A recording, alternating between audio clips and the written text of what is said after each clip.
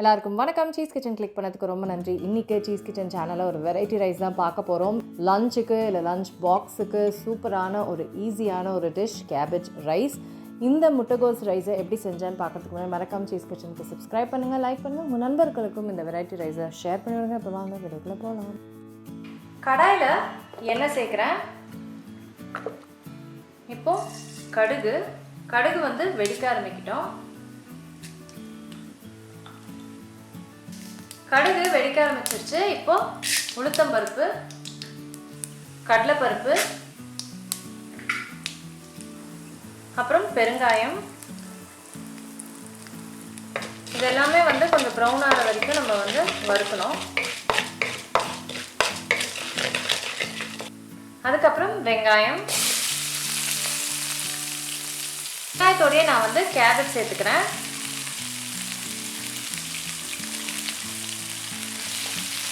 இப்போ இதை நல்லா குக் பண்ண விடணும்.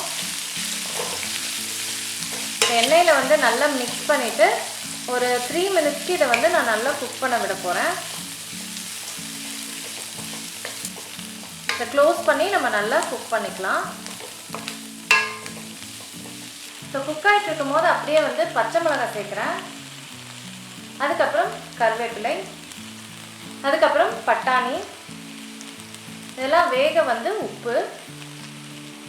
இப்போ நான் வந்து ஃப்ரெஷ் பட்டாணி சேர்த்துருக்கேன். ஸோ வந்து குக் பண்ண கொஞ்சம் டைம் ஆகும்.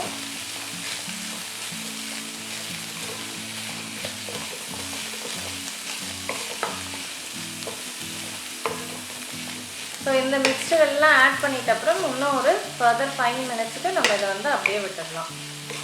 அப்பப்போ கிளறணும், இல்லைனா தீஞ்சிடும். ஸோ ஒரு முக்கால்வாசி வந்து எல்லாமே குக் ஆகிடுச்சு. இந்த டைமில் நான் வந்து தக்காளி சேர்க்குறேன். தக்காளி வந்து ரொம்ப சேர்க்கக்கூடாது. இது மெயினாக வெங்காயம் ஆட் பண்ணுற டிஷ்ஷு. ஸோ தக்காளி வந்து கம்மியாக சேர்த்துக்கிறேன். தக்காளியோட இப்போ நம்ம ஸ்பைசஸ் வந்து சேர்க்க போகிறோம். Chilli powder, turmeric powder, coriander powder, garam masala, pepper powder, கொஞ்சோண்டு உப்பு. எல்லாத்தையும் வந்து நல்லா மிக்ஸ் பண்ணிக்கலாம்.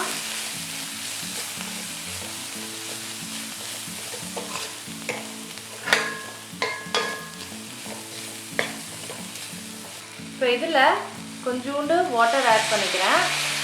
அப்போ தான் எல்லாமே நல்லா குக் ஆகும், மசாலாவும் குக் ஆகணும். ஸோ தீயக்கூடாது இல்லைங்களா? ஸோ அதனால் வாட்டர் ஆட் பண்ணிக்கிறேன். ஸோ நல்லா குக் ஆகிடுச்சு, மசாலா எல்லாம் சூப்பராக குக் ஆகிடுச்சு. இப்போ வந்து நம்ம ரைஸ் சேர்க்க ஆரம்பிக்கலாம். நான் வந்து சாதத்தை குக் பண்ணி நல்லா வெரையாக கொண்டு வந்திருக்கேன். அதுக்கப்புறம் நிறைய கொத்தமல்லி.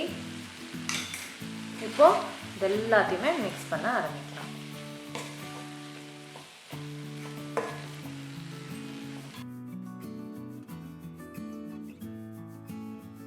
இதை மிக்ஸ் பண்ணோன்னே நம்ம நெய் ஊற்றி கூட இதை மிக்ஸ் பண்ணலாம். ஸோ இதை மிக்ஸ் பண்ண உடனே சூப்பரான கேபேஜ் ரைஸ் ரெடி ஆகிடுச்சு. அவ்வளோதாங்க, கேபேஜ் ரைஸ் ரெடி ஆகிடுச்சு. செம சிம்பிள் பட் சூப்பராக இருக்கும். கண்டிப்பாக ட்ரை பண்ணி பாருங்கள். நான் உங்களை சீக்கிரமாக அடுத்த வீடியோ சந்திக்கிறேன். வணக்கம். இருங்க எங்கே போகிறீங்க? இந்த 2 வீடியோஸும் கண்டிப்பாக உங்களுக்கு பிடிக்கும். கிளிக் பண்ணி பாருங்கள்.